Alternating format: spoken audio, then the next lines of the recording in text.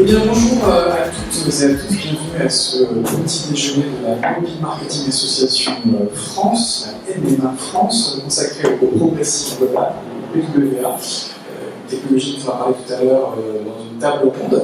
Et avant ça, je laisse le micro à Jérôme Lemaire, nous sommes dans les locaux de Verizon Media. Et Jérôme travaille, il y a un petit mot d'accueil et de présentation. Merci Jérôme, bonjour à tous. Merci d'être venus assez tôt ce matin. Encore une fois, on accueille la MMA, qui est devenue une annexe aussi. Aujourd'hui, Verizon Media en quelques mots, c'est 39 millions de visiteurs revenus par mois. Donc, le nombre peut-être moins, on connaît l'opérateur américain. On dépend, donc la branche média c'est l'opérateur. Et si on part en termes de marque média, voilà, on va commencer on utilise davantage sur Yahoo, on a partenariat avec Microsoft, donc tout ce qui est ASM, Outlook, Xbox, LovePost aussi appartient à Verizon, et on a d'autres marques techno comme Gadget ou TechCrunch. Voilà, marque média, on a aussi des solutions techniques avec des DSP, des SSP. Assez large, et aussi une data exclusive sur à peu près 20 millions de personnes qui sont données par mois en France. Donc ça donne une grande richesse aussi. Et voilà, on est très très beaux locaux. Aujourd'hui, on a la chance d'être au cœur de Paris. En fait,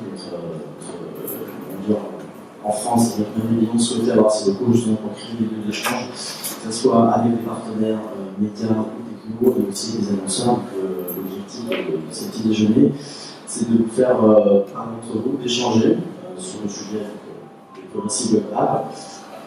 Ça n'a pas, mais pas que. On a le droit de se baser sur ses téléphones mobiles. Exactement. Ça va faire sonner donc voilà, n'hésitez pas à échanger durant la table ronde et après aussi, il y a 15 minutes qui sont dédiées au networking, donc c'est aussi fait pour échanger avec les prestataires ou avec nous. Donc, si vous avez des questions, n'hésitez pas. Et je vous souhaite une bonne heure et demie d'échange et d'apprentissage. Et je vous donne la parole à Jérôme.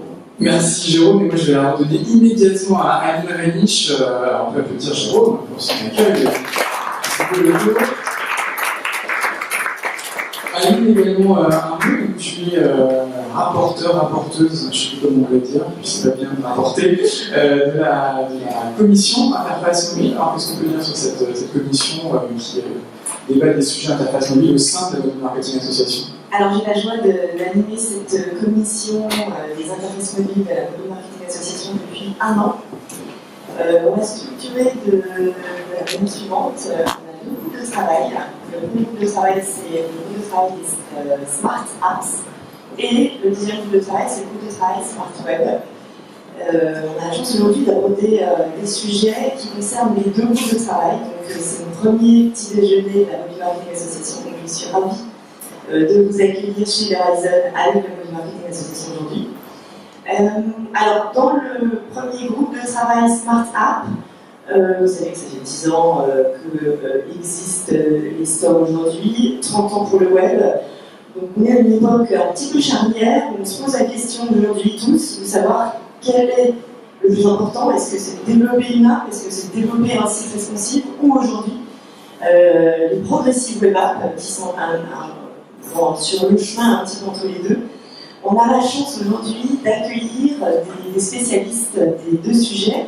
Le premier spécialiste, c'est Guillaume de la société Apani, que je ne saurais remercier infiniment pour le travail colossal qui a été réalisé sur le groupe de travail des apps. Et en fait, on a créé un groupe de travail spécifique focusé sur le baromètre des SDK. Donc c'est le premier baromètre que l'on sort sur les SDK les plus populaires en France de la Mobile Marketing Association. La bonne nouvelle, c'est qu'il est publié aujourd'hui sur le site de la Mobile Marketing Association. Donc vous allez pouvoir le télécharger dès que vous allez quitter cette pièce. Donc Guillaume pour la partie baromètre des SDK. Et on a l'honneur également d'accueillir Loïc de Saint-André-Jeu, évangéliste chez Google France et spécialiste français en la matière des progressives web apps, qui nous fait l'honneur d'inviter 2 de ses clients qui sont Anis Goumriga de la société Etam. De la Secrétaire du Commerce. Du commerce, pardon, j'ai fait sûr que j'allais tromper. Oui, du commerce du groupe Carrefour, pardon.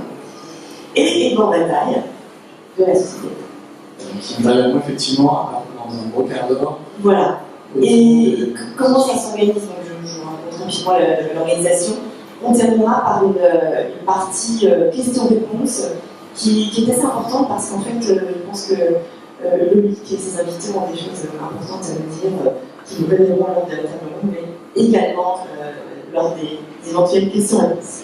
Donc Aline, si je comprends bien, une marque qui se pose la question est-ce qu'il vaut mieux investir dans le web, est-ce qu'il vaut mieux investir dans une application, elle doit participer à la commission. C'est même indispensable. La prochaine commission, c'est le 25 juin. On aura l'honneur d'accueillir l'une des marques qui était pas membre encore de la Money Marketing Association des 500 milliardaires, qui est chauffeur privé. Alors c'est Cartel, anciennement chauffeur privé, et qui viendra justement nous parler de différents sujets autour des SDK et autour des applications. Donc le 25 juin, de 17 à 19h, chez Quark, Bienfaisance, 44 de la Bienfaisance, mais tout ça c'est déjà publié sur le site internet de la Money Marketing Association. Je laisse maintenant la parole à Guillaume. Oui, enfin, tu nous disais une partie des groupes de travail, donc à travailler sur les SDK. C'est quoi d'ailleurs un SDK? On peut expliquer en Alors, un software développement kit. C'est une petite brique logicielle qui rend les applications plus intelligentes, c'est ça? C'est plus simple que ça, c'est un petit morceau de code qui se colle dans vos applications mobiles, qui généralement est extrêmement léger et qui se colle à la fois sur vos OS iOS et Android. Donc c'est vraiment extrêmement léger et ça peut à un moment donné même mesurer les progressives, les performances et progressives. Alors ça fait plein de choses, il y a eu une communication l'année dernière de la part de l'ACNIC qui a montré tout le potentiel marketing de ces technologies-là. Et on a voulu évidemment en parler au sein de l'association pour montrer que c'est des briques absolument indispensables pour fonctionner les applications, pour un petit peu, comment dirais-je, démocratiser et expliquer à tout le monde que ça rend des applications plus performantes et plus intelligentes. Et Guillaume de la société APMI a effectivement dévoilé ce matin les premiers chiffres du baromètre des SDK. C'est ça, Aline? Exactement. Alors il y a 4 parties. Les chiffres sont peut-être un peu petits, mais en même temps, vous aurez donc la possibilité de télécharger le baromètre, ce premier baromètre des SDK de la Commission de l'information mobile, sur le site internet de la Commission. Merci beaucoup, Guillaume. Merci Aline pour cette introduction. Guillaume, on peut applaudir Guillaume de la société APMI. APMI, alors on vous connaît comme un expert de l'app économie, c'est ça? Salut, bonjour à tous. Donc effectivement, APMI, comme le nom le dit, on est focalisé sur les apps pour donner des insights sur le marché. Et comme il vient d'être dit, les SDK font partie clairement de l'écosystème des apps. Mais c'est une nouveauté, on ne savait pas forcément que vous étudiez également ces briques. Oui, tout à fait. On a nos briques historiques qui permettent de mesurer les performances des apps du marché, downloads, active users, rétention, ratings. C'est utilisé par les marques qui veulent par exemple voir si elles sont bien positionnées sur les stores et est-ce qu'on paraît à leurs concurrents. Exactement. S'il y a quelque chose à retenir, c'est ça. On a une vue externe qui permet avec une méthode unique de vous comparer à qui vous voulez, notamment vos concurrents directs, trouver des partenaires aussi.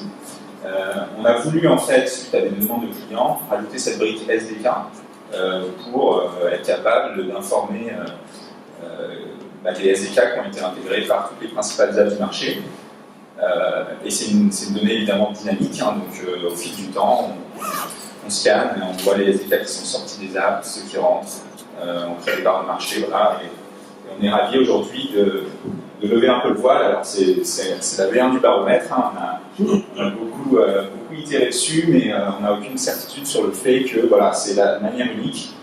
Comme souvent en fait dans le marché des apps, des stores, le point clé c'est le niveau d'agrégation. Donc ici on a commencé pour cette V1 aujourd'hui par un niveau assez high level.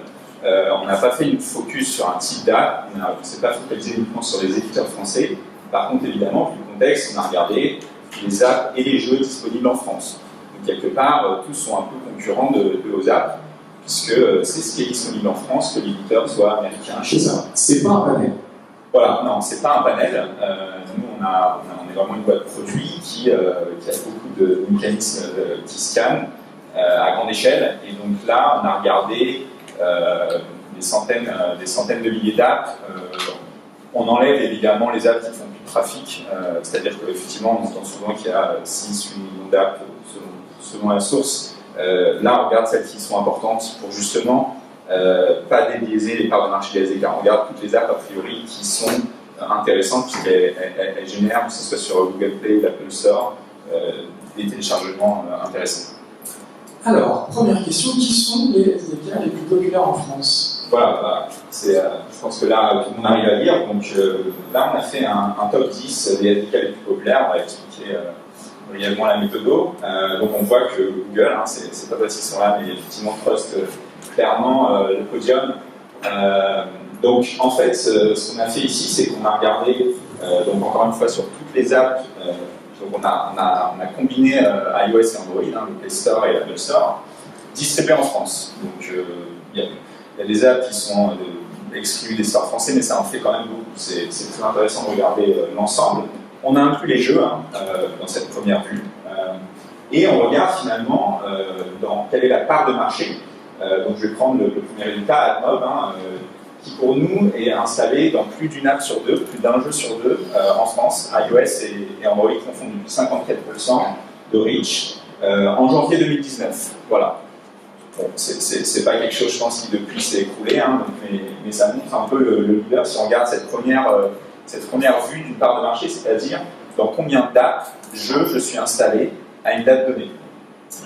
On voit que également sur le deuxième critère downloads, ils sont même encore plus leaders, c'est-à-dire que en fait, ce qui est intéressant, c'est de voir dans combien d'apps mon SDK est présent, mais est-ce qu'en gros, c'est des apps qui font du volume? C'est-à-dire on peut être dans beaucoup d'apps, mais finalement dans des apps qui font peu de téléchargement.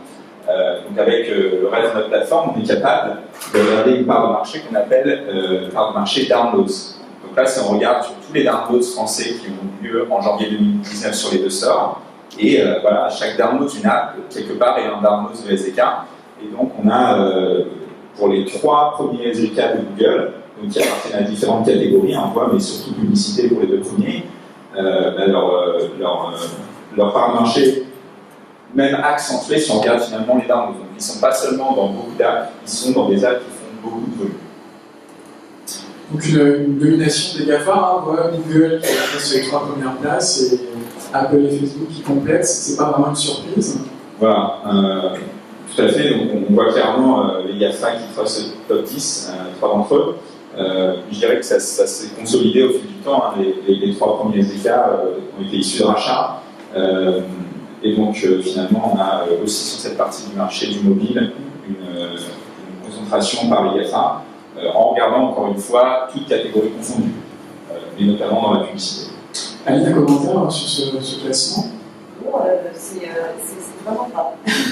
C'est vraiment la tendance du marché en France ou à l'international, c'est vraiment la domination à la fois des GAFA. Mais on peut avoir des surprises par la suite, on va regarder les différents paramètres et on verra aussi que suivant les catégories, il y a beaucoup de SDK indépendants qui ressentent aussi des paramètres. Très bien, alors on va passer au deuxième slide qui justement regroupe les éditeurs de SDK par entreprise. Voilà, donc comme je l'ai dit, ce qui est intéressant, c'est différents niveaux d'agrégation. Donc là, on ne regarde plus les SDK un à un. On a vu Google en avait beaucoup, Apple en a beaucoup, et puis il y a même des éditeurs indépendants qui en ont beaucoup. Donc là, finalement, on regarde les parts de marché. Évidemment, il y a un gros travail de déduplication. Sur toutes les apps, encore une fois, le référentiel, c'est toutes les apps disponibles en France en janvier 2019, disponibles au téléchargement. Combien possèdent au moins, voilà, il faut retenir ce au moins, un SDK de Google, au moins un SDK de Apple, au moins. Évidemment, souvent, c'est pas qu'un. Mais voilà, pour avoir des taux cohérents qui dépassent la 100%, c'est la méthode. Ça permet de retrouver clairement sur les 3 premiers les tendances du top 10 des SDK pris individuellement. Peut-être plus intéressant, ça permet de voir derrière, même s'il y a un gros gap, des acteurs de la publicité, je pense à Fiverr, Verizon, qu'on voit aussi dans le classement, qui agrège beaucoup de SDK. Alamo Fire, éditeur un peu très technique, on parle d'un SDK réseau. Et puis certains reconnaîtront Login Square, donc on a différents types de SDK, mais on a encore une fois évidemment une grosse domination et encore plus forte des GAFA. Donc ça veut dire concrètement que les technologies Google sont présentes dans 82% des applications référencées dans les stores en France en janvier 2019. C'est exactement ça, c'est un résumé. Au moins une, voilà. Donc après, des SDK techniques, des SDK géologues sur Google Maps, Google Location, Et évidemment, on a vu qu'AdMob déjà est dans plus d'une app sur deux. Et on voit bien effectivement les GAFA qui dominent, mais également les éditeurs indépendants, notamment Unity, je crois que c'est les Européens, Ouais, voilà. Plutôt dans l'univers graphique, dans l'univers du gaming. Ouais, du gaming, voilà. Donc, typiquement, si on enlève le gaming, Unity tombe, il est quand même, voilà, il a des niveaux graphiques, des fonctionnalités intéressantes, mais c'est un acteur qui est très très présent dans les jeux. Et les autres SDK indépendants comme Apple Charboost, OpenFiber sont également présents dans les grosses verticales des applications mobiles comme le e-commerce, le travel, le dating. Tout à fait, voilà. En plus du niveau. Voilà, exactement. Les autres acteurs sont vraiment, enfin, la plupart sont répartis, mais ceux-là un peu plus, tout à fait. Tout à fait. Alors, ici, on a regardé encore un autre niveau d'agrégation qui est peut-être très parlant pour certains, c'est les catégories de SDK. De la même manière, en fait, qu'on a des catégories sur les stores pour classifier les apps, même si là, ce n'est pas un classement officiel des stores, tout éditeur qui veut donner des insights sur les SDK se doit d'avoir une taxonomie, un tagging, alors qui est complexe, puisque les SDK font souvent plusieurs choses. Et du coup, c'est vraiment quelque chose côté Apami sur lequel on écoute nos clients. On a tagué énormément de SDK, on surveille comment ils évoluent, puisque de la manière qu'une app a une roadmap et ajoute des fonctionnalités, les SDK peuvent aussi devenir multi-catégories. Donc, cela étant dit, on a voulu, du coup, encore une fois, pour être le plus parlant et clair possible, avoir des parts de marché qui ne dépassent pas 100%. Donc, comme on a fait, on a pris la catégorie primaire, donc voilà, sur laquelle on est très ouvert pour discuter, mais voilà, avec des spécialistes, on a taillé chaque SDK avec plusieurs catégories, mais une primaire. Et c'est ainsi qu'on a, du coup, calculé, encore une fois, la notion de taux de pénétration sur les apps distribuées en France en janvier. Combien ont au moins un SDK de les outils en haut, l'analytique, enfin, il y a des catégories dont certains de toute façon sont spécialistes ici. Donc, curieux de discuter avec vous s'il y a des surprises, mais en fait, finalement, une app pour tourner, elle a quand même besoin de beaucoup d'outils utilitaires, avec des SDK qui ne sont pas forcément aussi grands publics que d'autres, mais concrètement, ce 82% en haut veut dire que voilà, il y a 80% des apps distribuées en France qui ont au moins un SDK utilitaire, souvent plusieurs aussi. C'est un peu quelque part la mécanique de base pour faire tourner une app, qu'elle soit fonctionnelle, je dirais, avant même de penser à mesurer l'analytique et à rajouter voilà, une monétisation publicitaire. On voit aussi des choses très spécifiques, un peu techniques. Et puis, et notamment, là, il y a ce qui est intéressant, le potentiel de catégories qui, comme les push notifications ou alors l'attribution, dont peut-être on a l'image que ça y est, ça s'est développé. Eh bien, en fait, on voit qu'il y a encore un gros potentiel.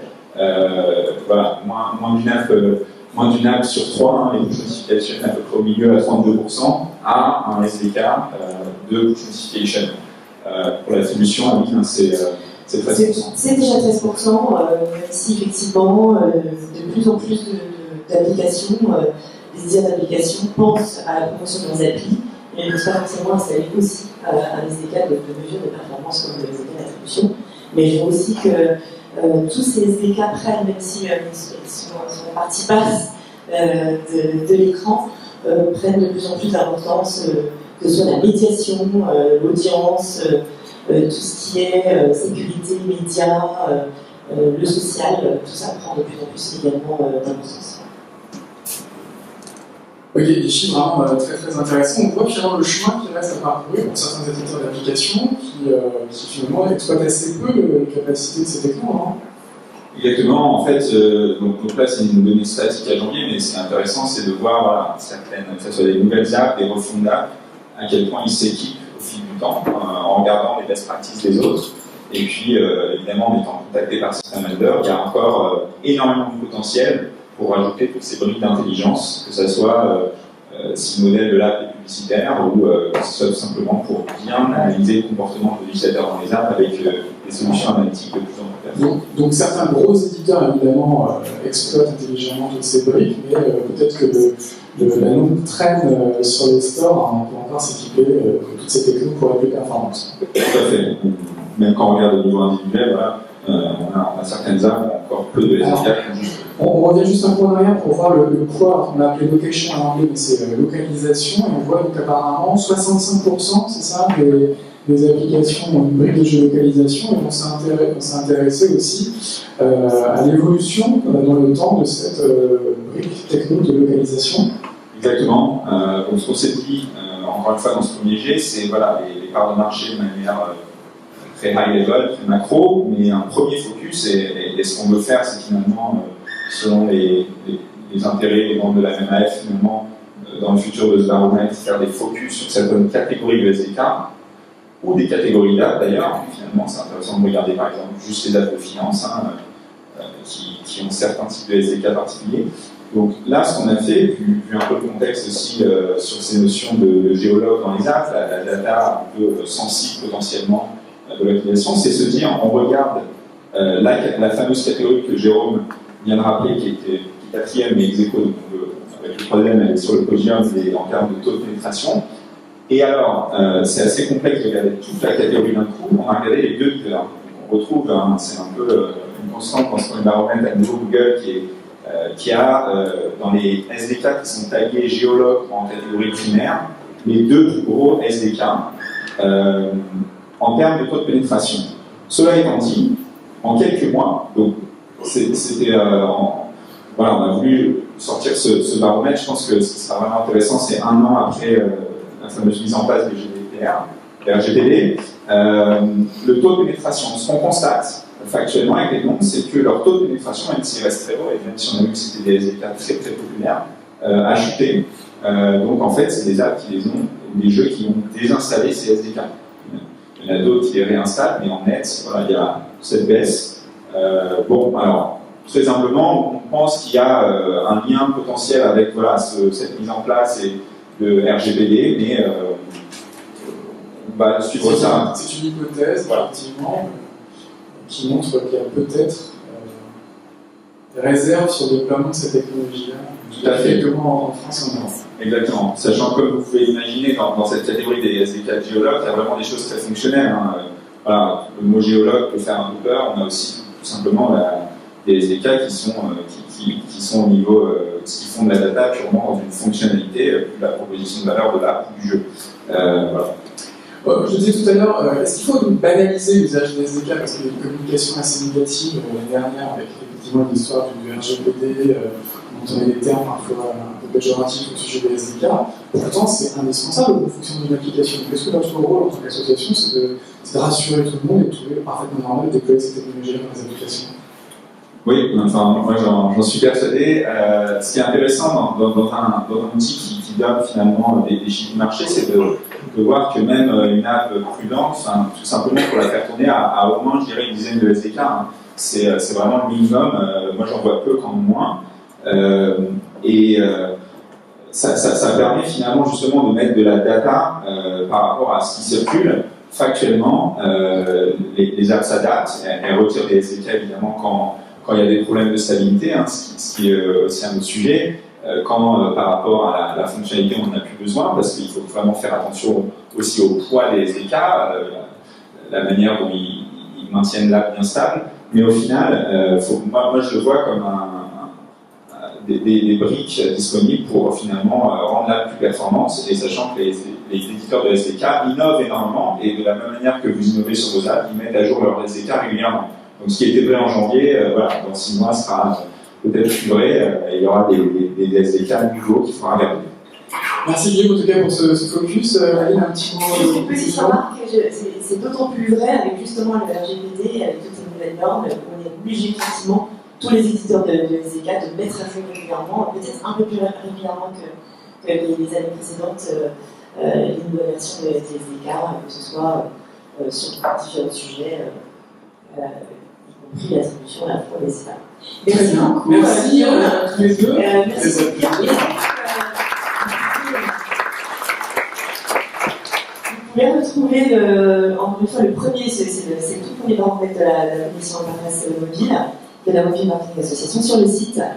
Et je vous invite encore une fois à participer à la prochaine commission pour les gens membres. La prochaine commission interface mobile qui aura lieu le 25 juin. chez Quark Bienveillance de 17 à 19h. Avec les dates également sur le site Exactement. Merci Aline. Merci. Alors on a beaucoup parlé d'applications, on a beaucoup parlé de médias, et je propose de changer d'univers, mais toujours dans l'interface mobile. On va parler de paysages.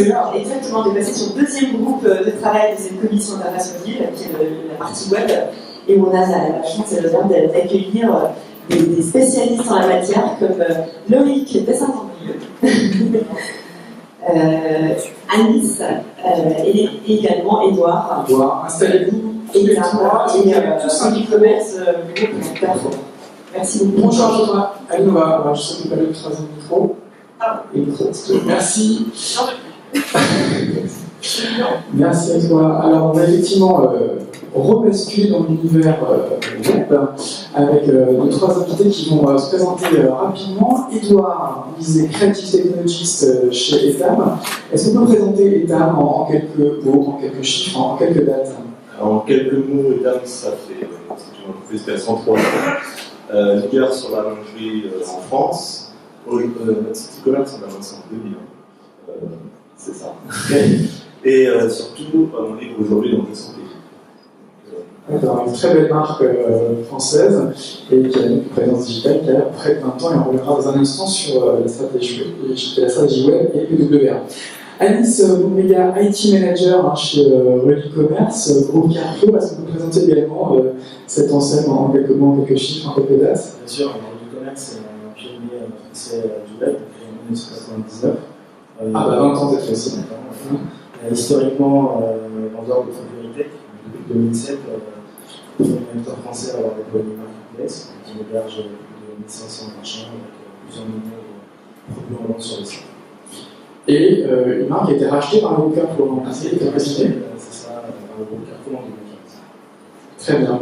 Et Loïc, qui est Mobile Evangelist, j'adore ce titre, chez Google. Est-ce qu'on peut présenter rapidement votre périmètre? Parce que je ne sais pas si on peut présenter tout le groupe Google, il y a peut-être beaucoup de choses à dire.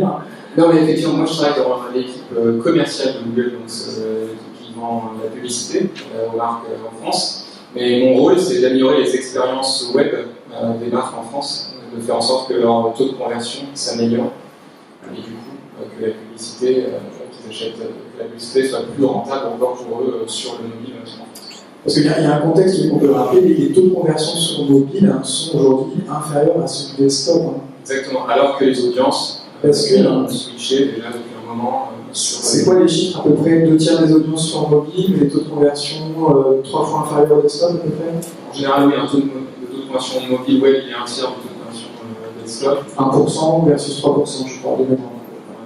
C'est selon les pays, c'est selon les industries, mais voilà, en tout cas, c'est plus faible alors que les audiences sont là.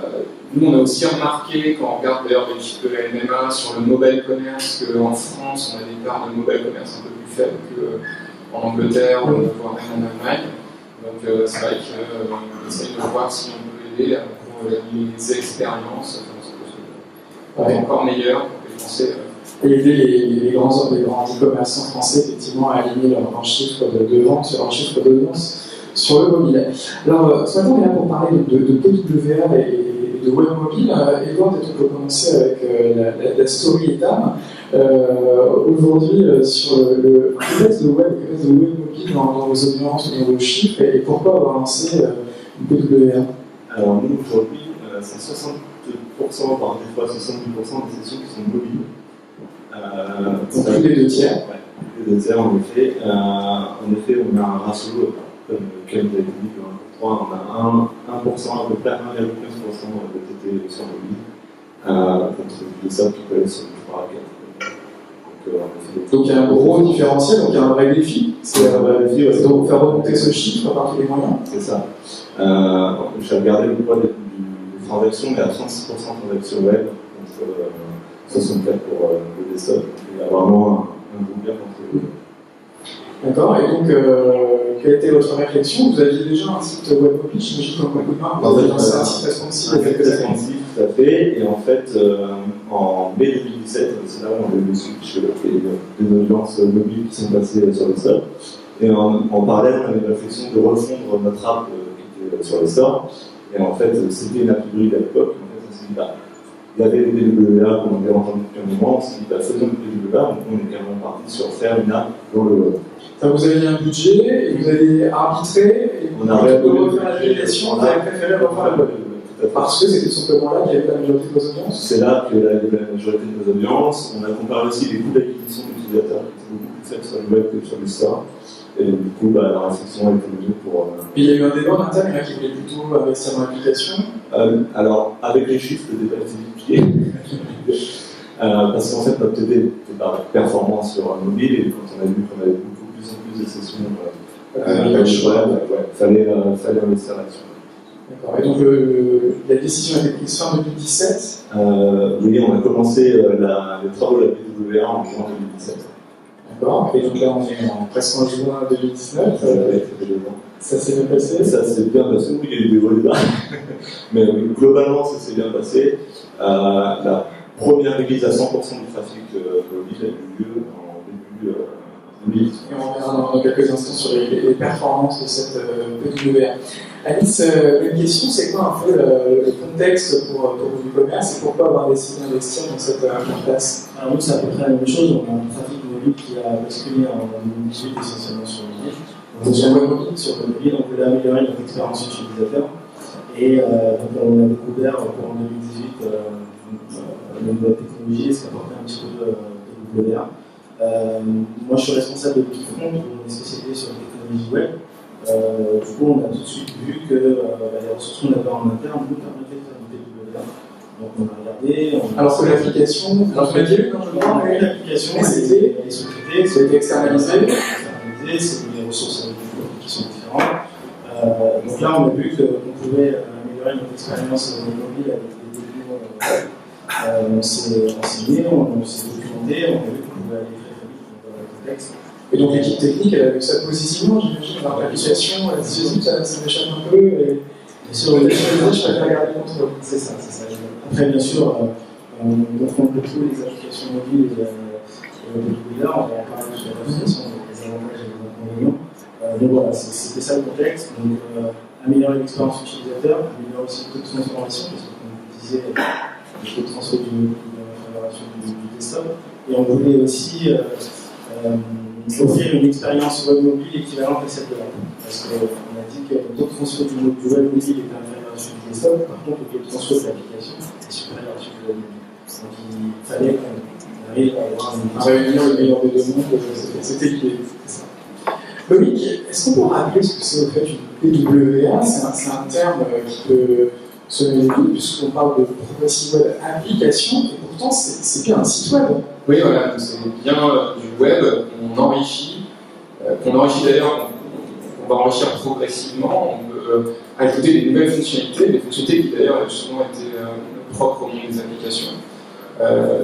Google, c'est pas une technologie Google. Moi j'avais posé la question. Voilà, donc, nous, on fait beaucoup de communication autour de ça parce qu'on pense que c'est une des technos qui permet d'améliorer l'expérience sur le web aujourd'hui, de rendre les expériences web plus rapides, plus fiables, installables et plus engageantes. Donc, alors c'est pas une technologie Google, mais c'est quand même né chez Google. Je crois que c'est un de nos développeurs qui a été un des grands. Alors il y a plein de choses derrière ces concepts. C'est vrai que derrière le terme Progressive Web App, en fait, il y a plein de briques qui sont pas toutes chez Google. Google en fait a finalement packagé des choses qui existaient déjà et a dit regardez, quand vous mettez tout ça ensemble, ça vous permet d'avoir une expérience proche de ce qu'on peut offrir aujourd'hui sur les applications et d'avoir ça sur le web. Et donc, ce qu'il faut retenir, c'est que vous pouvez très bien partir de votre site existant et puis commencer à rajouter des briques, des Progressive Web App. Pour nous, aujourd'hui, en fait, la PWA, c'est un nouveau basique. Tout le monde, il fallait un site responsive avant, maintenant il faut une PWA. Une PWA basique, en fait, c'est un site qui sort rapidement. C'est la possibilité de rajouter un raccourci sur son écran d'accueil. Donc ça, c'est vraiment sans frein, quoi. J'arrive sur un site, je fais un achat, par exemple, et à la fin, on me dit tiens, tu viens d'acheter, est-ce que tu veux revenir? Tu n'as rien à installer, tu as juste à cliquer sur ce bouton et tu auras moins de 1 méga, tu auras un raccourci pour moins de 1 méga. Alors, puis il y a l'offline, donc le fait d'avoir une page, dès que je perds ma connexion, je peux avoir une page qui est toujours accessible, qui va me dire, bah tiens, hey, t'es en ligne, mais t'es toujours chez nous, n'oublie pas qu'on est la meilleure marque du monde, et puis on a hâte de te revoir dès que tu retrouves ta connexion, voire même des scénarios plus complexes, mais de base en fait, celui-là c'est d'essayer d'avoir des expériences qui sont des pages qui s'enchaînent rapidement, ce côté installable, les push notifications éventuellement, on n'est pas obligé d'activer, donc avoir de l'engagement, faire revenir les visiteurs grâce aux notifications sur le web, et puis ce côté offline. Donc mis bout à bout, ça fait une expérience totale qui est progressive et qui se rapproche beaucoup de ce qu'on peut avoir aujourd'hui sur les... Alors, moi j'avais lu quelque part que c'était une single page application avec un téléchargement progressif. C'est une définition qui est trop restrictive selon vous? Oui, en fait, c'est pas la même chose. C'est pas la même chose que les single page apps, mais c'est vrai qu'en général, quand beaucoup de clients qui lancent des single page apps, bah, dans la foulée, ils vont appliquer toutes les règles des progressive apps. Donc, ils vont, en gros, à la base des progressive apps, il y a les service workers qui sont un petit bout de code qu'on va installer sur le device de l'utilisateur et qui va permettre de gérer justement le raccourci sur l'écran d'accueil, qui va permettre de gérer aussi l'offline. Donc, on va développer ce service worker et puis après, pour la partie métier, en fait, on va réfléchir aux cas d'usage qui sont les plus intéressants pour la marque. On peut mettre un raccourci, on n'est pas obligé, on peut avoir une expérience offline plus ou moins poussée, on peut développer le push notification ou pas. Pour moi, la base maintenant, aujourd'hui, tout site mobile qui se respecte doit être rapide. Ils doivent tous avoir une page hors ligne. Pour moi, c'est la base aussi. Il ne faut plus avoir des pages blanches comme ça. Et si jamais même on a des connexions qui sautent, il faut qu'on puisse rester dans l'environnement. Pour moi, ça, c'est la base. Et on va revenir en détail sur ces différentes technologies. Et juste, je crois qu'aujourd'hui, les outils Google permettent un peu de gagner des badges, je crois, pour savoir si on se rapproche de cette définition d'une bonne PWA. Tout à fait. On a un outil qui s'appelle Lighthouse. Donc, tu connaissais Google Lighthouse. Donc, c'est plutôt pour les développeurs. Mais c'est aussi une extension sur Chrome que vous pouvez ajouter. Et vous pouvez faire un audit de n'importe quel site sur les progressive apps. Et on va vous dire ce qui vous manque pour atteindre les 3 badges. On a créé des badges sur Fast and Available, Installable et Optimized. Donc c'est les 3 étapes en fait pour avoir une super progressive app et on vous explique. Donc c'est quelque chose de technique, c'est pour les développeurs, mais on va vous dire toutes les étapes en fait. Alors on va parler de ce premier point, Fast and Reliable. Edouard, est-ce que la progressive web, maintenant d'État, a obtenu un bon score sur la Lighthouse? Ça donne quoi justement cette bascule technologique? Est-ce que ça a accéléré, optimisé, fluidifié par rapport aux utilisateurs? Alors, on a déjà fait pour ça. Seulement, on est parti sur le single page application. On a dû rajouter des push techniques, notamment pour générer les pages côté serveur. Les single SPA sont souvent écrits en full JavaScript, donc ne peuvent pas forcément interpréter par des blocs comme Google, etc. Le fait d'avoir rajouté ce server-side rendering nous a permis de gagner déjà des performances sur le source state. Il a fallu travailler pour découper les JavaScript, etc. pour justement gagner en perf. Donc il y a eu un gros travail, deux grosses sessions de travail qui ont été effectuées dessus. D'accord. Par contre, on a des résultats derrière. Alors c'était quoi concrètement en temps de chargement? En temps de chargement, on est arrivé en moyenne, on est à 2 secondes sur le first page. On a réussi à descendre jusqu'à 10 secondes dans des conditions idéales. Mais voilà, en effet, on voit le site, alors c'est sur la première visite, et l'avantage des services workers, comme on en parlait, etc., c'est qu'il va télécharger les contenus dont on a besoin en un temps. Et donc, dès que vous revenez sur le site, c'est l'affichage du qualité instantané, et c'est ça le gros avantage en fait, des Et avant, la PWA, c'était quoi le temps de chargement? Alors, je suis désolé, Ils étaient moins bons, j'ai beaucoup moins. Beaucoup dans un facteur. Je sais que peut-être. Oui, après, il y a eu des travaux aussi qui ont été effectués sur la partie des stocks qui était l'ancien site mobile en extensible. Et eux aussi, on fait des travaux, parce qu'on sait que ça aussi, c'était important. D'accord. Donc, en tout cas, l'adoption de ces standards a permis de diviser quasiment par 2 le temps de chargement sur le site Etam. donc de se situer sous les 2 secondes, voire 1 seconde dans les conditions finales, c'est un très bon score, hein, je crois, comparable aux leaders du secteur. Ça s'est traduit aussi par, je sais pas, plus de fluidité, les mobilinotes qui fréquentent votre site consultent plus de pages peut-être? Alors, en effet, on a plus de pages visitées. L'avantage d'être dans une NCR, c'est qu'une fois qu'on est chargé, on est dans le monde et on n'en sort plus, donc les pages s'enchaînent très rapidement, etc. On l'a vu tout de suite en termes de TT, la courbe des pertes descend, le TT monte. Et le TT, on a gagné. C'est quoi le définition que c'est la transformation. Ah, pardon. Et on a beaucoup gagné aussi sur le panier moyen, on a plus de 18% sur le panier. On parlera des performances dans un temps, en tout cas sur les performances techniques. Forte progression, et donc on se rapproche, j'imagine, des chiffres qu'on observe dans une application. Exactement. C'est là où on était assez content de travailler. Donc, j'imagine que c'est assez étalé sur 1 an à peu près, les équipes techniques d'État, ça gérer elles-mêmes. C'est ça. Donc, premier badge fast and reliable obtenu pour être. Chez l'e-commerce, j'imagine que c'est pareil, ça s'est fait. Nous, c'est un peu différent parce qu'on avait déjà un site qui était très rapide. Ah, On a commencé à développer la PWR, on avait un site rapide. Ce qui est sûr, c'est qu'avec la PWR, on est encore plus rapide. alors, c'était combien à peu près En fait, rapide d'avant. En fait, nous, la métrique qu'on utilise, c'est Speed Index. C'est une métrique vraiment web qui mesure la progression du chargement de ce qui est visible. Donc, c'est pas vraiment des secondes, mais en tout cas, on est le site e-commerce le plus rapide de France. C'est 2,5 de Speed Index, à peu près.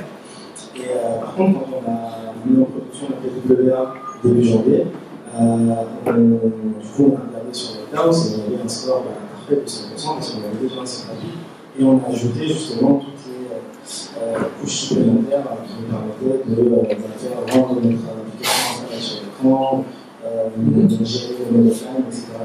Et donc, il n'y a pas eu de gain particulier en termes de vitesse? À part le score parfait sur vous étiez déjà à 100%, c'est difficile d'aller au-delà. D'accord. En tout cas, le déploiement s'est bien passé. Et donc, vous le disiez tout à l'heure, ce sont les équipes internes de l'e-commerce qui ont assuré ce déploiement. Exactement. Et en fait, les plans de développement étaient très très courts pour nous parce que, comme je le disais tout à l'heure, c'est une technologie web. Donc, on avait déjà des experts chez nous, mais en moins de 3 semaines, on a rendu notre site qui était déjà rapide, notre site web mobile en PWR. Donc, 3 semaines de développement pour un résultat plutôt bon. Très bien. Loïc, il y a beaucoup d'entreprises qui investissent dans les PWR et on voit sur Think Google les statistiques au niveau technique. Pour certaines, les liens sont spectaculaires. Ouais, on a fait une étude l'année dernière qui montre qu'en moyenne, on a plus de 20% sur le taux de conversion quand on lance une PW basique. Et sinon, après, Sur le temps de chargement, par exemple, sur de bonnes accélérations. En général, il y a des accélérations sur les temps de chargement, effectivement. Alors, mettez si attention, quand j'arrive la première fois sur une PWR, je charge un peu plus de contenu, mais c'est toutes les revisites qui sont bien plus efficaces. D'accord. Puis en tout cas, il y a une vraie prise de conscience du coup des marques, de l'importance d'avoir un site mobile rapide. Et ouais, on a fait pour d'autres sujets, notamment le SEO, c'est essentiel. Exactement. Donc l'année dernière, on a ajouté le critère du temps de chargement mobile dans le classement SEO sur mobile, c'est en mobile l'année dernière. Annonce récente à Google I.O., le crawler, donc Googlebot, maintenant va passer sur la nouvelle version, enfin sur une version plus avancée de Chrome. Jusqu'à maintenant, il y a eu du mal à lire en fait les sites avec beaucoup de JavaScript et notamment les PWA. Et du coup, ça c'est une bonne nouvelle en fait de Google I.O. la semaine dernière. C'est ce crawler Google qui sera. En fait, avant, il simulait un Chrome qui était très ancien. Du coup, il n'arrivait pas à bien. En fait, il sanctionnait les sites les plus récents qui avaient beaucoup de JavaScript. Un peu quoi. Et du coup, là maintenant, il sera de meilleur. Il va utiliser une nouvelle génération plus récente. Donc, ça, c'est une bonne nouvelle. Donc, on pourra à la fois avoir les technologies les plus récentes qui basculent le calcul côté client et accélérer le temps de chargement. Et donc, ça sera bon pour le SEO. Ouais, en gros, pour le SEO, ça sera mieux. Très bien. Beaucoup d'entreprises ont adopté les PWR. Donc, 2 exemples, Etam et Redu-Commerce. On a l'impression que la techno elle est dans l'air depuis 2-3 ans. Je crois qu'en France, si je ne dis pas de bêtises, l'équipe ces discounts vont aussi déployer les PWR, mais je ne sais pas si c'est encore en mainstream. Donc en gros, c'est le retail et les médias, les publishers, qui sont aujourd'hui, donc il y a le Radio France, il y a Le Monde, l'équipe. Ah, Le Monde également? Ouais. Et puis, en fait, quand vous allez sur vos téléphones, on vient de faire, mais en tout cas sur Android, on voit facilement quand il y a le bouche pour rajouter un raccourci sur l'écran d'écran. Le retail, donc, on a des acteurs aussi qui se sont lancés. Travel, ça commence. Donc Air France, le site de Air France est une progressive là. Là, on peut même avoir son boarding pass en offline, ce qui est très pratique parce que si je voyage une fois tous les 2 ans avec Air France, j'ai pas à télécharger l'application pour avoir mon billet. J'ai juste en utilisant leur site web, en fait, j'aurai boarding pass. Donc il y a quand même une tendance à l'accélération, après peut-être une année d'observation, c'était quoi? Oui, alors il y a eu pas mal de myth-busting. Il y a beaucoup de clients qui s'étaient dit bah non, je vais pas le faire maintenant, j'attendrai la prochaine refonte, de toute façon ça va être trop compliqué, tous les gars ont les compétences, etc. Et finalement, progressivement, on se rend compte qu'on peut partir de l'existant, ajouter une première, jouer l'écran d'accueil, on va faire juste une page web. C'est ce que disait Edouard Nice, finalement, on fait très naturellement en interne dans la prolongation de ce que vous avez déjà sur le domaine. Et aujourd'hui, en fait, j'ai envie de dire que c'est beaucoup tiré par des équipes techniques de passionnés et qui ont envie de pousser et qui ont envie de tester des nouvelles choses, qui vont lancer ces nouvelles expériences. Mais bientôt, on va arriver à tous les types de clients qui vont dire bon, ok, c'est dans mon développement maintenant, j'ai des sites essentiels, il faut qu'on passe sur c'est la logique. Alors, je vous propose de revenir en détail sur chacune des fonctionnalités de cette PWA. Et comme on disait, la PWA, on peut l'installer sur son écran d'accueil avec un petit raccourci. Il y a également un mode offline avec les service workers. Ça change votre façon d'imaginer, de concevoir son site web? Alors, comme nous, justement, la PWA était en remplacement de l'app, le fait de pouvoir l'installer, on s'est dit qu'il fallait qu'on ait une navigation qui soit vraiment apte quand on est installé. Et du coup, on peut détecter en JavaScript si oui ou non on est installé ou si on est sur le web. Donc, quand vous êtes sur le web, vous avez une navigation avec le menu, avec le tirage, aussi le menu en gros, etc., comme on peut voir dans les standards. Quand c'est installé, à l'inverse, on a mis une barre pour pouvoir avoir beaucoup de navigation. C'est pas le même mode de navigation. C'est pas le même mode de navigation. On a pris une approche beaucoup plus simple en disant quand on installait, on sait comme si on était là.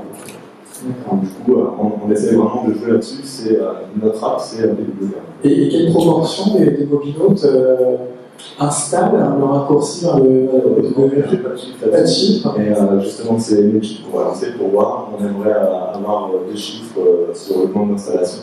Et surtout, on aimerait voir la corrélation entre l'installation et le taux de transformation derrière. C'est des chiffres qu'on va faire. On les aura la prochaine fois. Alors, et sur le mode offline, concrètement, on consulte quoi? Est-ce qu'on peut consulter l'intégralité du catalogue étable?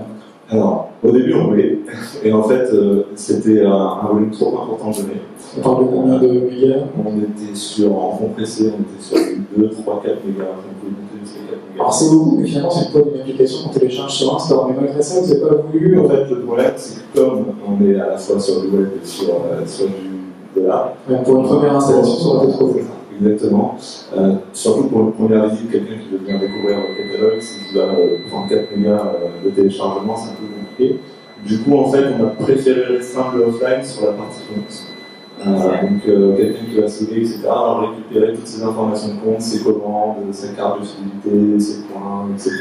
Tout ça va être mis en offline et du coup, peut être consulté en magasin, ce genre de choses. Et c'est ce que vous faisiez d'ailleurs déjà dans l'application, hein, il n'y a pas la différence fondamentale. À ce niveau-là. D'accord. Et à nouveau, pas de statistiques sur ces modes offline, ça représente tout ça. Alors, mode offline, je crois que Google permet de tronquer, mais aujourd'hui, je ne sais, je ne saurais pas vous dire. En tout cas, c'est un vrai plus, et vous disiez, ça contribue à fluidifier l'expérience utilisateur. Et surtout, nous, on y a pensé surtout pour le magasin, parce que dans le magasin, il n'y a pas toujours de réseau, ce genre de choses. Et en fait, le but est aussi de fluidifier en magasin l'accès à ses données personnelles, notamment sa carte de fidélité, ses points, etc. Et donc, du coup, on s'est vraiment concentré sur ça.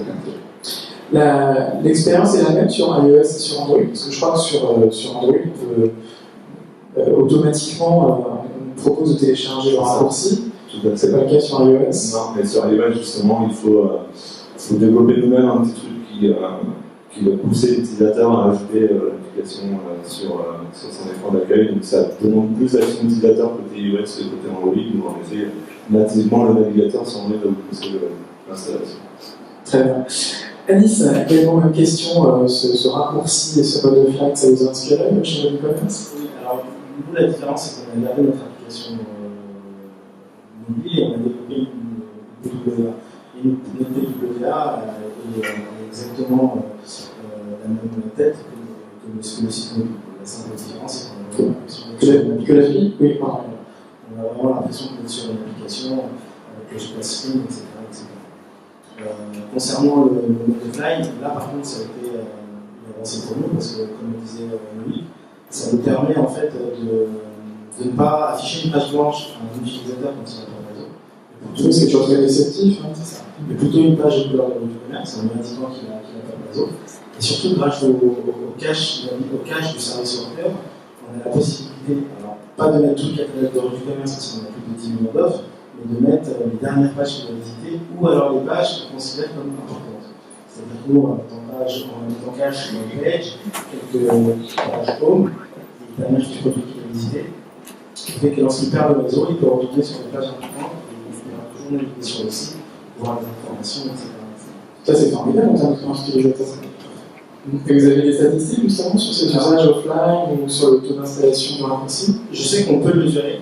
Nous, ce qu'on a mesuré, c'est uniquement le nombre d'affichages de la page offline qui est en cache pour plus débugger un peu notre PWA. Donc, Le marketing, c'est pas encore intéressant, détail, c'est pas intéressant. Et en fait, on voit beaucoup de temps en temps des utilisateurs qui perdent le réseau. Et moi, on a la fois qu'on affiche une page en vérité. Et votre intuition, c'est qu'avec ce mode offline, vous les gardez, alors que si ça avait été une page blanche, vous les auriez bien perdus. C'est si on peut les garder, parce qu'en plus, on met en place un rafraîchissement automatique toutes les 5 secondes, qui fait que lorsqu'il retourne au réseau, il est automatiquement sur la page que vous avez. Loïc, c'est formidable d'avoir des sites web téléchargeables sur son écran d'accueil et accessibles quand on n'est pas connecté. Oui, alors nous, par exemple, on pense aujourd'hui que l'application, c'est très bien pour les consommateurs très fidèles, qui achètent souvent, c'est dans l'application, on peut enlever du programme de CRM, etc. Mais ça reste un effort de changer une application, il faut du réseau, il faut installer quelque chose et il faut la penser. Donc ça, c'est pour les plus fidèles. Et ça représente une petite partie des fidèles. Pour tous les autres qui viennent plus ou moins régulièrement sur le site, ce qu'il faut, c'est d'avoir la meilleure expérience possible. Et c'est là où les progressives prennent tout leur sens.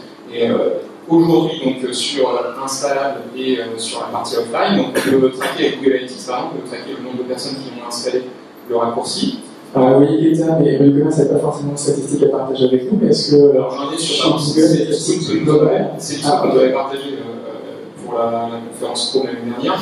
Eux, ils ont une application aussi et ils ont remarqué que les gens qui venaient du raccourci, donc qui avaient installé le raccourci, ils venaient même plus souvent, il y avait 20% de fréquence visite en plus que ceux qui avaient l'application.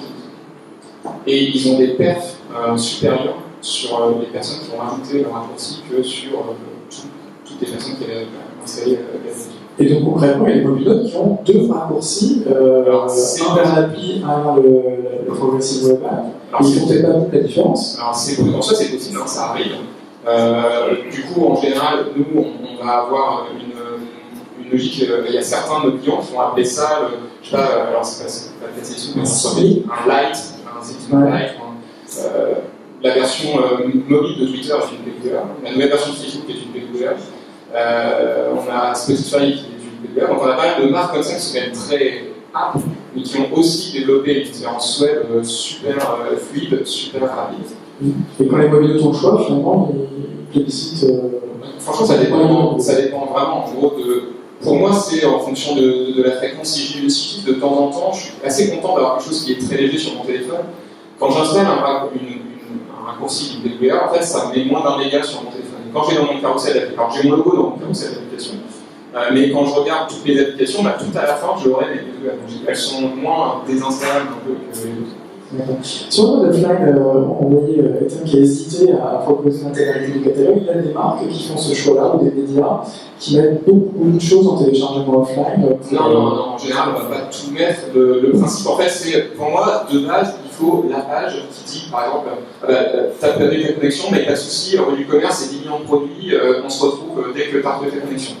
Après, on va automatiquement pousser. Alors, la deuxième expérience, c'est tout ce que j'ai déjà vu. Je voulais sortir. Donc, tiens, j'étais en train de regarder 3 fiches produits, j'étais entre 3 produits, après les 3 sont toujours consultables. Mais j'ai vu sur Google Analytics que même Google a lancé un mode assistant accessible sans réseau, si je ne me trompe pas, on télécharge toute l'IA. On ne pourrait pas demain imaginer une PWA qui soit presque autonome en étant offline, y compris pour la pub, y compris pour les transactions. En fait, il ne faut pas que ça soit au détriment de la performance. Donc, si la première touche, j'arrive, je l'enseigne sur un produit et là je lui fais charger 3 mégas, ça va pas. Donc, et si c'est progressif, voilà, si c'est progressif, c'est bien. Mais là, pour l'instant, moi, mes conseils, en fait, c'est la page de base. Après, on peut charger les derniers éléments vus, ça aussi c'est quand même, ça paraît c'est plutôt du bon sens. Après il y a les top produits ou les top articles. Radio France par exemple a lancé une PGE avec des pages AMD, donc ils ont une expérience aussi excellente. Eux ils enregistrent je crois de base les 5 articles les plus vus du moment, ils sont poussés automatiquement quand je suis aujourd'hui, il y a une obsession par la vitesse, on peut parfaitement comprendre, mais si demain, je ne sais pas, la 5G démocratise ou du Wi-Fi, on pourrait imaginer le PWA un peu plus musclé. Ouais. Il n'y a pas de limite technique en termes de. Il y en a, si, il y a des limites sur la gestion du réseau, mais qui seront peut-être amenées à évoluer. Parce qu'on peut être imaginatif sur ce mode de faire. Autre sujet proposé par les PWA qui était longtemps limité aux applications, c'est la notification. Si j'ai bien compris, on peut avec PWA envoyer des web notifications assez mobilotes. Alors, Edouard, ma question, comment vous avez exploité ce levier pour retenir vos visiteurs? Alors, on l'a mis à 2 endroits pour essayer d'augmenter un peu le taux d'abonnement de notification. On l'a mis sur la webpage à la première visite, puis de temps en temps, c'est la personne qui on la rappelle. Et surtout sur la page de confirmation de commande, où là, on va nous proposer de se faire notifier à chaque mise à jour de cette commande. Quand vous livrez, quand vous êtes disponible dans un magasin, quand vous avez fini de préparer, etc. Au niveau du taux de clic sur une notification, on est à peu près à la même chose qu'un email. On a pas vu de force plus qu'il y a d'autres canaux que les notifications. En tout cas, quand on connaît le poids qu'avait l'email dans le marketing, c'est quand même un levier considérable, qui était peu utilisé jusqu'à présent sur un site web, et là, on dit finalement, c'est un nouveau canal que l'on peut exploiter. C'est ça. Alors malheureusement, on n'a que 50% de notre audience, puisque c'est que Android. Et oui, il n'y a que Google qui joue le jeu de la notification mobile, on ne sait pas pourquoi Apple ne le fait pas. Et donc du coup, on a aujourd'hui une énorme audience en notification. Alors après, c'est peut-être aussi notre faute, la manière dont on propose l'abonnement, c'est peut-être le revoir, etc. Je connais vos chiffres, ils sont bons, mais effectivement, ils sont inférieurs à votre base email qui est très très grosse, mais c'est quand même des gros volumes. Des bons chiffres. D'accord. Et c'est un levier qui va monter en puissance selon vous dans les prochaines années? Nous, en tout cas, on va continuer à proposer, ça c'est sûr, puisque de toute façon, on part du principe que chaque utilisateur doit choisir le canal qu'il préfère. Si c'est l'email, c'est l'email, si c'est le SMS, c'est le SMS, si c'est les notifications, ça sera les notifications. D'accord.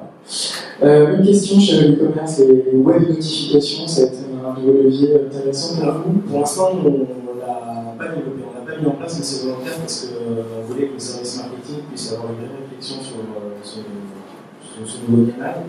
On a juste choisi notre outil qui nous permettrait de monter des notifications push. J'espère que c'est un membre de l'association. C'est Firebase. C'est Google.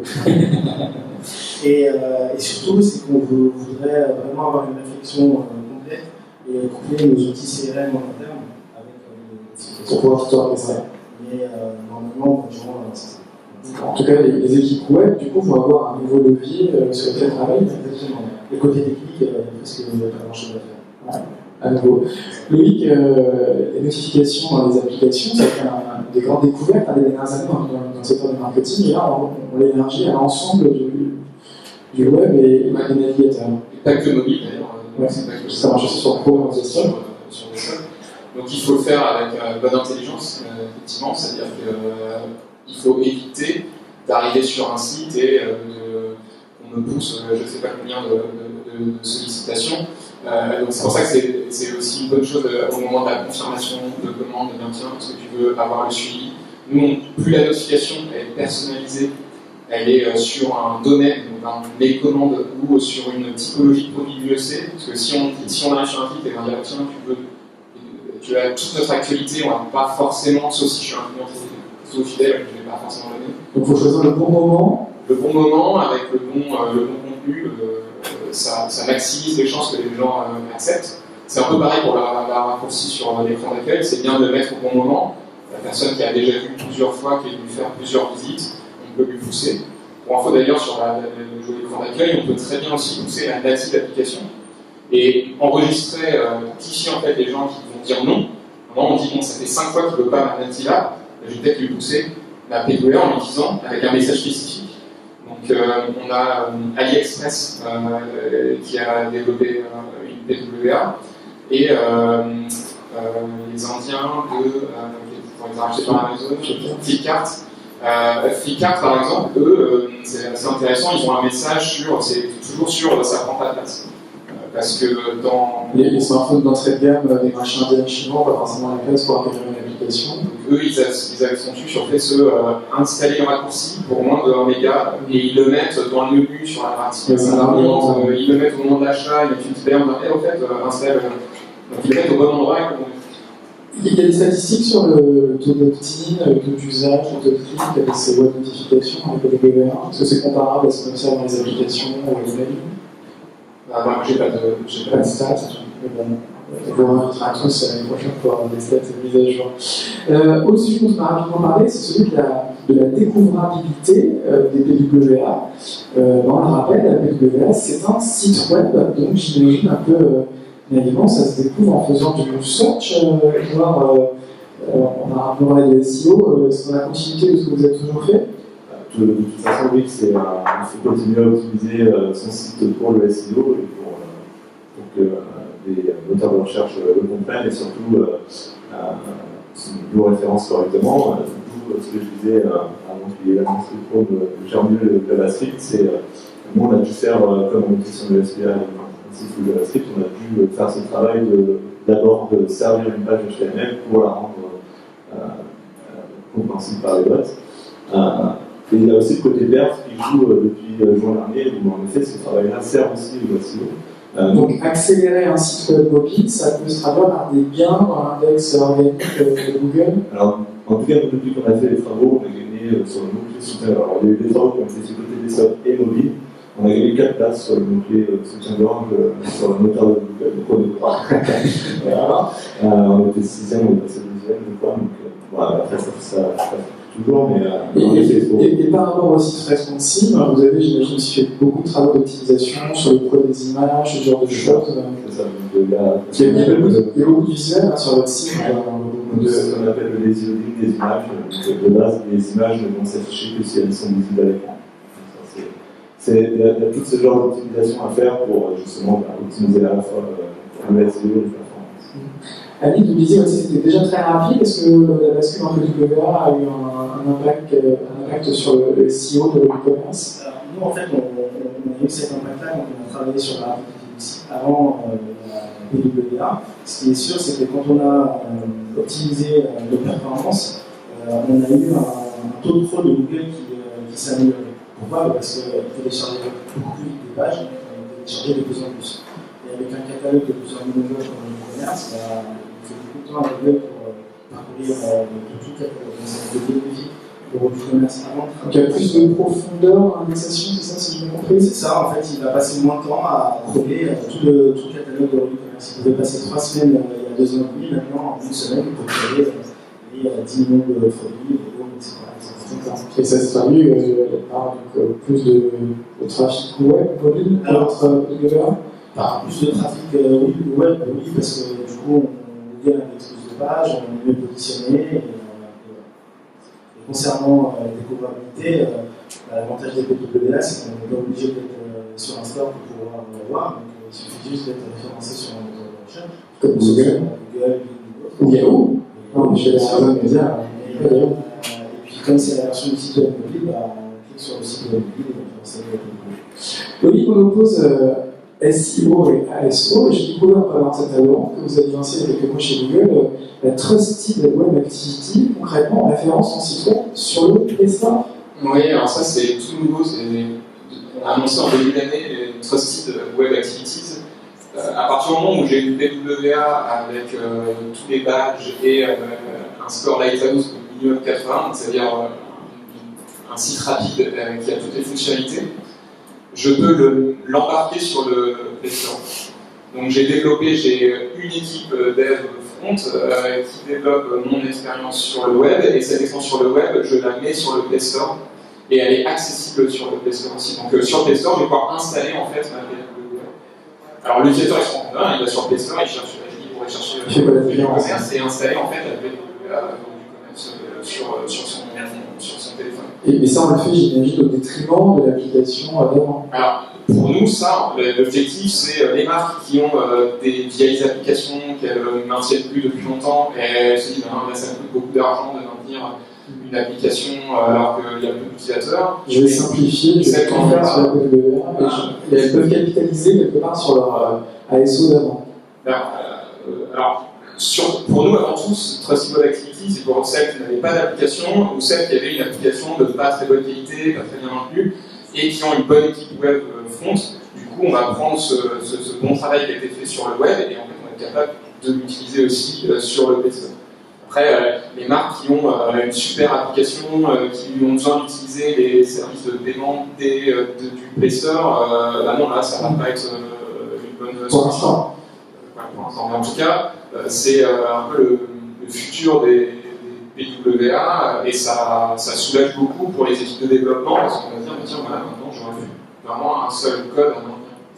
Et petite précision aussi sur la faisabilité, donc une PWA est tout à fait lisible sur iOS, donc j'arrive sur un site qui est PWA sur iOS, évidemment consulter, ça va bien fonctionner. Donc je n'aurai pas le push notif aujourd'hui. L'offline est possible, après dans les détails je ne peux pas tout à fait faire à peu près la chose, mais il y a l'offline parce que les services workers sont gérés depuis l'année dernière sur Safari. Et la partie installable, c'est pas tout à fait la même expérience, il faut aller, comme vous pouvez voir, développer un petit peu en plus. Mais Apple, tout doucement, sur Google. C'est un jeu un peu où voilà, nous on pousse le web à fond, eux il ne faut pas qu'ils soient non plus en retard. Donc, c'est quand même un gros sujet parce qu'aujourd'hui, Apple de facto contrôle la mise en ligne de beaucoup d'applications par ce filtre du store. Et nous aussi, les stores permettent quand même d'avoir de la sécurité et il y a plein de services qui sont très utiles. Mais il y a aussi des marques qui finalement leurs applications sont pas toujours populaires, pas toujours de bonne qualité, ça coûte de l'argent et à un moment en fait. Et puis il y a des activités qui parfois, je sais que Google n'est pas bloquer les jeux d'argent, Apple bloque aussi certaines activités. Avec Google, on retrouve une certaine liberté de publication qu'on avait peut-être perdue, je pense, ces dernières années. Donc, oui, pour le raccourci, après c'est du web, effectivement. Donc, pour le raccourci, je ne suis pas dans les contraintes d'un store, mais je suis plus libre, ça c'est sûr. Et Microsoft aussi, donc les PWA, Microsoft a beaucoup travaillé avec les PWA. Je peux aussi avoir des PWA sur le Windows Store. Donc, ils les ont aussi beaucoup référencés, ouais. Parce qu'ils n'ont peut-être plus vraiment de technologie aujourd'hui de logiciels mobiles, donc effectivement, il y a Microsoft, tout ce qui est PWA. Je me retourne. Un mot peut-être sur les perfs commerciales chez Etam. Est-ce qu'aujourd'hui vous êtes satisfait de cette technologie? Est-ce que concrètement, pour vous, elle va remplacer les applications et s'imposer comme la principale interface mobile? Alors, en tout cas pour nous, oui. On est vraiment parti pour et on va continuer à travailler dessus. Notamment grâce au Trust Web Activity, on pourra en plus élargir notre présence sur le store, parce qu'on avait complètement dépublié notre ancien app, pour des raisons qui ont été évoquées d'ailleurs, parce qu'il y avait des licences, il y avait des mauvaises notes, etc. Donc c'est pas forcément une bonne visibilité pour nous. Donc du coup, comme on a mis ces efforts là-dessus, on va continuer en tout cas sur la PWA. Comme je disais tout à l'heure, au niveau des chiffres, on a vu des améliorations de transformation, on a des moyens. Donc aujourd'hui, les efforts. Et vous pensez qu'à moyen terme, les taux de conversion mobile du coup rattraperont les taux de conversion desktop grâce à la PWA? Alors, je ne sais pas. En tout cas, c'est ce qu'on a vu. C'est ce qu'on aimerait. On a vu aussi, et on travaille pas mal là-dessus pour garder en tout cas le lien entre le mobile et le desktop. Le mobile sert aussi souvent comme canal pour découvrir. C'est-à-dire qu'il y a beaucoup de gens qui viennent pour découvrir un catalogue sur le mobile, etc. et qui, parce qu'ils viennent d'appuyer sur le mobile, etc., font le switch et retournent sur le desktop pour payer. Et en fait, on a vu une augmentation aussi de notre TV sur le desktop depuis la publication de la PWA. Donc les deux ont joué. Donc du coup, on espère que ça va continuer comme ça et on travaille en tout cas pour fluidifier. Alors sur la partie logée, c'était déjà le cas, mais sur la partie guest, pour distribuer les achats guest, c'est pouvoir se partager son panier entre le mobile et le desktop. Il y a de gros investissements et à terme, on peut imaginer que le site desktop Etam soit derrière une PWA. Alors aujourd'hui, c'est pas dans les travaux, mais pourquoi pas? C'est ça. Alice, une question, vous êtes satisfait de cette PWA? Les performances commerciales sont à la hauteur? Oui, nous on est très satisfaits. Alors on mesure quand même pas mal de choses. Et on fait surtout la différence entre les clients qui passent par la PWA et les clients qui passent par le site web. Ce qu'on a remarqué, c'est que les gens qui passent par la PWA ont un taux de rebond qui est divisé par 2, donc c'est quand même énorme. Un taux de transformation qui est multiplié par 2. Oui. Un nombre de pages par session qui est multiplié par 2,5. Et un panier moyen augmenté de 20%. Et en fait, on se rapproche exactement sur les chiffres des applications mobiles. Donc c'est exactement ce qu'on voulait. Améliorer l'expérience utilisateur mobile pour le rapprocher le plus possible à des applications mobiles. Est-ce que vous êtes prêt à faire le même chemin qu'État et à moyen terme abandonner l'application? Je ne pense pas. Je pense pas. Moi, je fais pas partie de ceux qui vont proposer les PWA et les applications natives. Je pense qu'elles sont complémentaires. Je suis presque convaincu qu'aujourd'hui, les utilisateurs, en tout cas les utilisateurs de rue du commerce, des applications natives et des PWA sont différents. On a des très fidèles qui vont utiliser des applications natives et un peu moins fidèles des PWA. Et je pense qu'il faut garder les deux. Après, c'est une question de moyens. Si on a les moyens d'avoir les deux, il faut garder les deux. Si on n'a pas les moyens, on prend moins cher et moins cher, c'est le PWA. Généralisation desktop, c'est aussi imaginable? En tout cas, techniquement, c'est faisable. Pour l'instant, on n'y a pas réfléchi, peut-être que c'est très bien. Loïc, effectivement, parce que là, tu viens de parler du desktop, il faut savoir que l'année dernière, à Lyon, on avait annoncé les premières PWA sur les desktops sur Chrome OS, et cette année, à Lyon, on a fait des développeurs. Les PWA maintenant sont compatibles avec tous les OS. Donc on peut, si vous voulez, sur les OS, notamment Windows. Voilà, donc Windows. Donc vous allez, par exemple, c'est Spotify sur la version web, le client web de Spotify. Donc dans la nouvelle version de Chrome, là pour l'instant c'est sur Canary, mais sur la prochaine version de Chrome, il y aura un petit bouton dans la barre d'URL avec un petit plus, et il y aura un message pour dire si vous voulez rajouter Spotify sur le desktop. Et quand vous allez cliquer dessus, sur votre ordinateur, sur votre laptop, en fait, vous allez pouvoir avoir la progressive web aussi avec une expérience avec le splash screen, avec le logo, je suis en full screen, je ne suis pas dans un navigateur, donc c'est vraiment beaucoup plus immersif. C'est exactement ce qu'on a dit, pour rappeler que quand je mets un raccourci et je clique dessus, c'est beaucoup plus immersif. Mais votre intuition, c'est qu'à terme, la PWA, elle va remplacer les applications? Après, le terme PWA, nous, c'est un principe bien pratique. C'est plus que les expériences aujourd'hui, en tout cas, ce qui est sûr, c'est que les expériences web, on est plus qu'à ça d'avoir les mêmes possibilités sur le web que sur les. Là encore, sur I.O., on a montré, les derniers bastions qui ne sont accessibles que dans les native apps sont en train d'être. Donc, la tendance, c'est qu'à terme. Oui, et comme en général, ça coûte moins cher sur le web.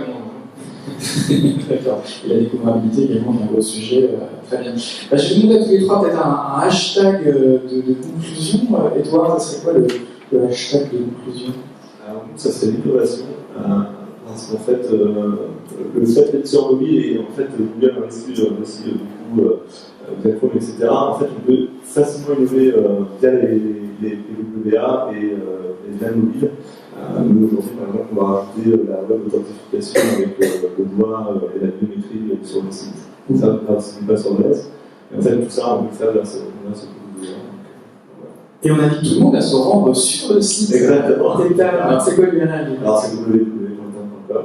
Et si vous êtes sur mobile, vous serez automatiquement redirigé vers mobile.tam. Sur Android, c'est ça. Il y aura effectivement le raccourci. Et puis, n'hésitez pas à passer commande. Qu'est-ce qu'il y a comme fait prochainement? Alors, ça va peut-être bien. Ouais, alors je ne sais pas si je ferai les propriétaires normalement, mais. Voilà, je ne pas porter. Je vais regarder la télé. Merci. Alice, c'est également votre conclusion? Moi, je choisirais le hashtag d'expérience utilisateur parce que si on a décidé de développer le PWA, c'est essentiellement pour ça, pour améliorer le transfert, pour engager un peu plus les clients. Et je pense qu'aujourd'hui, PWA, c'est beaucoup plus clair à respecter, mais c'est aussi pour rendre le web mobile plus rapide. Ce qui n'était pas le cas ces dernières années, mais il faut voir que ça commence à s'inverser. Très bien. Et on invite également tout le monde à se rendre sur petitcommerce.fr, bien sûr, et puis c'est bientôt les soldes. Ah oui, du NetQuébec. Venez nombreux. Il y aura des belles opérations. J'ai des super belles opérations. En plus, c'est un défi technique pour nous parce qu'on a plusieurs centaines de milliers d'utilisateurs en même temps à l'intérieur. Donc on se prépare et on est très très Si c'est pas à télécharger, à installer un raccourci vers le commerce, pour changer de vocabulaire. Loïc, également un hashtag de conclusion. Moi, c'est PWA pour tous, parce que c'est un peu mon objectif. Faire en sorte que toutes les marques développent des PWA pour que le web français soit plus rapide, plus fiable, installable et engageant. C'est formidable, et alors, je ne sais pas s'il faut inviter tout le monde à aller sur Google, parce que tout le monde va aller sur Google, ça coûte 50 millions de Français à peu près tous les mois, je crois qu'ils fréquentent vos services. Tu as regardé dernier film, Très bien, merci en tout cas à tous les trois. Je vous propose peut-être de répondre à une ou deux questions de la salle sur ce sujet. Et après, on fera une petite séquence de networking. Alors, je vais me déplacer. Monsieur, présentez-vous. Christophe Burley. Alors, j'ai une petite question qui est générale et à laquelle vous pouvez tous répondre aujourd'hui. C'est ce que vous dites là ce matin, c'est globalement la Progressive Web App, c'est plutôt une bonne pratique web, c'est une évolution positive du marché d'un point de vue strictement technique déjà, même si il y a pas mal de détracteurs sur le sujet, c'est aussi la chose sur laquelle il y a des questions. Moi, mon point aujourd'hui, c'est par rapport à cette phase-là, pour en gros être capable de performer, d'améliorer la performance sur la mesure. Et est-ce que vous pensez qu'à date, globalement, le marché dispose des moyens techniques et aussi de la maturité marketing pour pouvoir définir les bons KPI et les suivre dans le temps et s'assurer que globalement la stratégie est la bonne? C'est une question assez ouverte. Moi déjà, parce qu'il y a un côté, avec Google Analytics, on peut mesurer les gens qui ont installé le raccourci et faire une vue sur ceux qui ont installé le raccourci qui viennent du raccourci versus les autres. Donc déjà, on a une vision et on va être capable de mesurer si ça a été efficace sur la partie raccourci. L'offline aussi, on peut mesurer les gens qui ont consulté donc, les pages offline. Donc ça permet d'avoir des KPI très concrets et de faire des vues en fait entre ceux qui ont installé et pas la Progressive Web. Il y a toute la dimension vitesse après, où je vais avoir optimisé aussi la vitesse. Et là, finalement, c'est du web. Et là, alors Alice, c'est un grand expert de la web perf en France. Je pense qu'il pourra en parler d'ailleurs, mais il y a des KPI très clairs aujourd'hui, le speed index, puis le time to interactive, qui sont deux métriques qu'il faut mesurer. Donc, pour moi, aujourd'hui, tout est disponible. Il y a des soucis, ça prend. C'est sûr, ça fait on va devoir mesurer des nouvelles choses, mettre en place des nouvelles vues dans Analytics, mais tout est là. Une question? Des experts. Oui, je suis journaliste pour l'équipe digitale. J'ai une question par rapport en fait aux consommateurs, utilisateurs final. On a tous, beaucoup de consommateurs hésitent à télécharger des applications. Est-ce que les marques ont intérêt justement à leur faire comprendre leur intérêt pour eux de passer par ces PWA et comment il faut faire en fait pour les informer? On va faire des petits déjeuners, en tout cas, c'est une des réflexions qu'on est en train d'avoir, et justement, comment présenter ça à l'utilisateur. Alors, peut-être des meilleurs conseils de moi, en tout cas, nous, on réfléchit à notre utilisateur, qu'est-ce que ça va lui apporter, et comme je disais, sur les web, de toute façon, il faut le dire à l'utilisateur de le faire, donc du coup, c'est un vrai travail. C'est vrai qu'il y a aussi un effort de pédagogie à attendre de la part d'Apple qui, pour l'instant, ne le fait pas, mais Google fait le job. Ouais, sinon, c'est toujours une question de contexte, de faire au bon moment avec le bon message. Comme toujours sur le web, il faut aller tester. On peut aller tester les messages en disant tiens, quand je dis l'exemple de Flipkart, eux ils disent tu peux rajouter un raccourci, ça prend un moins de 1 méga. Il y a Spotify aussi qui a fait des tests sur ces messages entre c'est hyper rapide, tu retrouveras Spotify sur ton web ou sur ton écran d'accueil. Donc il y a des variations, on n'a pas encore nous fait d'études avec les best practices des messages, donc on recommande de toute façon de tester la question qui génère le plus de messages. Tu as une autre question? Ouais, j'ai une question. Moi je viens d'agence créative et donc je suis hyper sensible à les problématiques du UX. Aujourd'hui on les a abordées plus d'un point de vue technologique. Moi ce qui m'intéressait aussi c'était de savoir dans quelle mesure le design évoluerait avec la Progressive Web App. C'est plutôt une question pour Google. Alors, Edouard, tu as mentionné le fait que vous avez adapté sur la partie installée de la Progressive Web App ETAM, vous avez changé la manière d'analyser, vous avez passé un burger à une table barre. Mais je me posais la question de savoir si il y aurait une évolution éventuellement du design du web, d'un visual designer web, qui se rapprocherait pratiquement du travail que fait aujourd'hui un visual designer mobile sur place. Nous là-dessus, c'est le material design. Donc Google a conceptualisé un type de design web qui est donc sur le terme de material design, avec cette idée de tuiles, de superposition en fait un peu de contenu et de tuiles, avec le bouton d'action qui est aussi un petit rond en bas à droite. Et on se sert beaucoup des PWA aussi pour pousser en fait le material design. Pour la petite sœur, on a fait un guide UX PWA avec Awards, donc voilà, vous avez, on a publié en début d'année, donc les PWA, comment créer des bonnes expériences et sur l'angle design. Et on va prendre une dernière question. Bonjour, Guillaume Souswhite. J'ai une question concernant la privacy et le tracking des utilisateurs. On est sur un espèce d'environnement assez bizarre entre le browser et l'app. Quelle est l'identifiant publicitaire qui va être utilisé et si on parle de browser? C'est du web. C'est du web. Voilà. Donc on a les limitations de Safari, on a les limitations de et vos stratégies là-dessus pour le moment. Pardon? Vos stratégies là-dessus pour le moment. Sur la privacy? Ouais. Aujourd'hui, on a un cadre qui est la GPD. Ça, je vois le corps.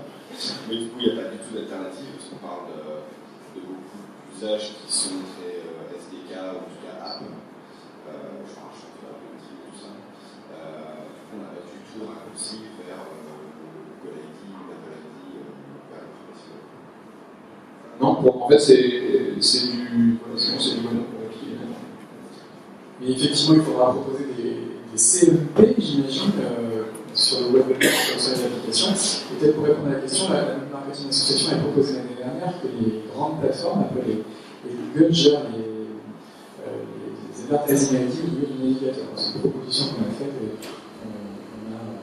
on sait que l'idée dans l'air du temps, peut-être un jour on arrivera sur le navigateur.